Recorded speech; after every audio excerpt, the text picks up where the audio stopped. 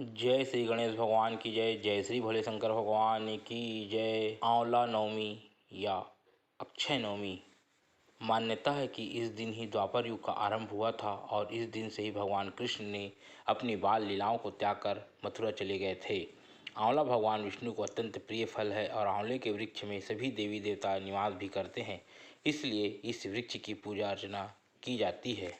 आंवला नवमी या अक्षय नवमी के दिन आंवले के पेड़ की पूजा होती है और धन वैभव की भी इस पेड़ की पूजा करने से प्राप्त होती है। अक्षय नवमी के दिन आंवला के पेड़ के नीचे ब्राह्मणों, गरीबों और ज़रूरतमंदों को भोजन कराना चाहिए। इस दिन जो भी व्रतधारी आंवला नवमी का व्रत कर रहे हैं उन्हें आज के दिन पूरे परिवार के साथ आंवले के वृक्ष के नीचे बैठकर ही भोजन करना चाहिए। यदि संभव हो तो वहीं पर बैठकर भोजन बनाना भी चाहिए। अगर आपके घर के आसपास आंवले का वृक्ष ना हो तो बाजार से आंवले का फल यानी आंवला खरीद कर इस दिन जरूर खाना चाहिए। कार्तिक माह के शुक्ल पक्ष की नवमी के दिन आंवला नवमी मनाई जाती है। इसे अक्षय नवमी भी कहा जाता है क्योंकि इस दिन किया गया कोई भी शुभ कार्य अक्षय फल देने वाला होता है, अर्थात उसके शुभ फल में कभी कमी नहीं आती। हमारे आयुर्वेद में आंवला को आयु और आरोग्यवर्धक कहा गया है। इस दिन आंवला के वृक्ष की पूजा करके उसके नीचे बैठकर भोजन करने का बड़ा महत्व है। माना गया है कि इससे वर्ष आयु आरोग्य बना रहता है। इस दिन आंवला के फल का सेवन किया जाता है।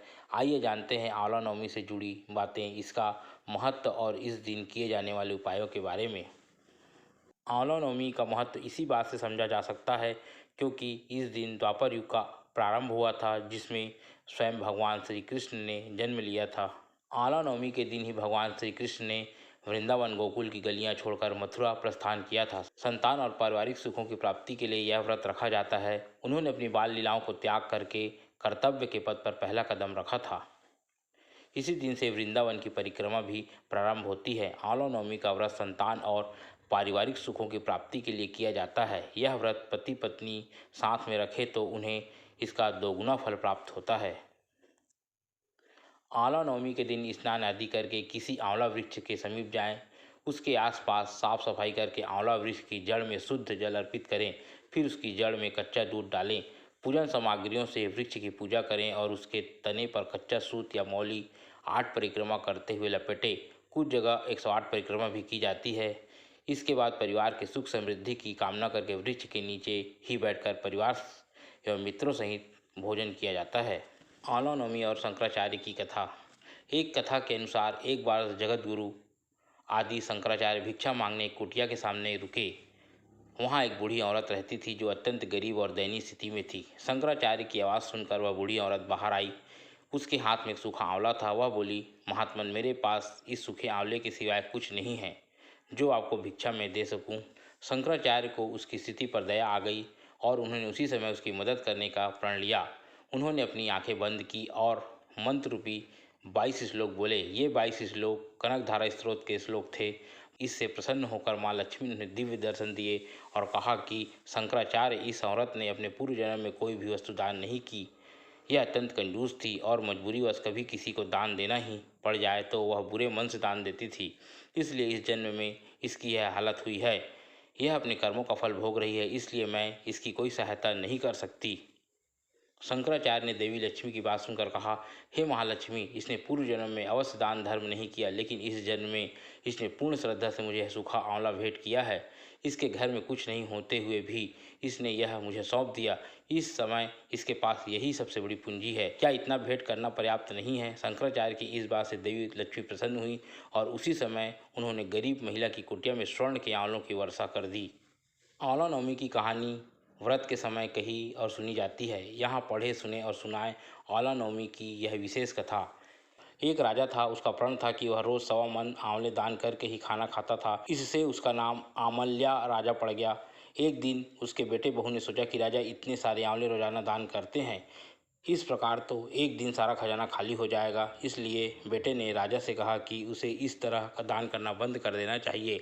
बेटे की बात सुनकर राजा को बहुत दुख हुआ और राजा रानी महल छोड़कर बियाबान जंगल में जाकर बैठ गए। एक दिन उसके बेटे बहू ने सोचा कि राजा इतने सारे आंवले रोजाना दान करते थे, इस प्रकार तो एक दिन सारा खजाना खाली हो जाएगा। इसलिए बेटे ने राजा से कहा कि इस तरह के दान बंद कर देना चाहिए। राजा रानी आंवला दान नहीं कर पाए और प्रण के कारण कुछ खाया नहीं। जब भूखे प्यासे 7 दिन हो गए तब भगवान ने सोचा कि यदि मैंने इसका प्रण नहीं रखा और इसका सत नहीं रखा तो विश्वास चला जाएगा। इसलिए भगवान ने जंगल में ही महल, राज्य और बाग बगीचे सब बना दिए और ढेर सारे आंवलों के पेड़ लगा दिए। सुबह राजा रानी उठे तो देखा कि जंगल में उनके राज्य से भी दुगना राज्य बसा हुआ है। राजा रानी कहने लगे, रानी देख कहते हैं सत मत छोड़े, सुरमा सत छोड़िया पत जाए, सत की छोड़ी लक्ष्मी फेर मिलेगी आए। आओ नहा धोकर आंवले दान करें और भोजन करें। राजा रानी ने आंवले दान करके खाना खाया और खुशी खुशी जंगल में रहने लगे। उधर आंवला देवता का अपमान करने व माता पिता से बुरा व्यवहार करने के कारण बहू बेटे के बुरे दिन आ गए। राज्य दुश्मनों ने छीन लिया। दाने दाने को मोहताज हो गए और काम ढूंढते हुए अपने पिताजी के राज्य में आ पहुँचे। उनके हालत इतने बिगड़े हुए थे कि पिता ने उन्हें बिना पहचाने हुए काम पर रख लिया। बेटे बहू सोच भी नहीं सकते थे कि उनके माता पिता इतने बड़े राज्य के मालिक भी हो सकते हैं, सो उन्होंने भी अपने माता पिता को नहीं पहचाना। एक दिन बहू ने सास के बाल गूंथते समय उनकी पीठ पर मस्सा देखा। उसे यह सोचकर रोना आने लगा कि ऐसा मस्सा मेरी सास के भी था। हमने ये सोचकर उन्हें आंवले दान करने से रोका कि हमारा सारा धन नष्ट हो जाएगा। आज वे लोग न जाने कहाँ होंगे। यह सोचकर बहू को रोना आने लगा और आंसू टपक टपक कर सास के पीठ पर गिरने लगे। रानी ने तुरंत पलट कर देखा और पूछा कि तू क्यों रो रही है। उसने बताया कि आपकी पीठ जैसा मस्सा मेरी सास की पीठ भर भी था। हमने उन्हें आंवला दान करने से मना कर दिया था, इसलिए वे घर छोड़कर कहीं चले गए। तब रानी ने उन्हें पहचान लिया, सारा हाल पूछा और अपना हाल बताया। अपने बेटे बहू को समझाया कि दान करने से धन कम नहीं होता बल्कि बढ़ता है। बेटे बहू भी अब सुख से राजा रानी के साथ रहने लगे। हे भगवान, जैसा राजा रानी का सत रखा वैसा सबका सत रखना, कहते सुनते सारे परिवार का सुख रखना। आंवला नवमी के दिन भगवान विष्णु और आंवले के वृक्ष की पूजा का खास महत्व है। मान्यता है कि इस दिन दान आदि करने से पुण्य का फल इस जन्म में तो मिलता ही है, साथ ही अगले जन्म में भी मिलता है।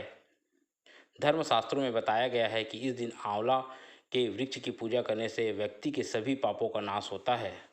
चरक संहिता के अनुसार अक्षय नवमी को आंवला खाने से महर्षि च्यवन को फिर से जवानी यानी नव यौवन प्राप्त हुआ था। कार्तिक शुक्ल नवमी, जिसे अक्षय नवमी और आंवला नवमी भी कहा जाता है, इस दिन आंवले को खाना अमृत पीने के समान माना गया है।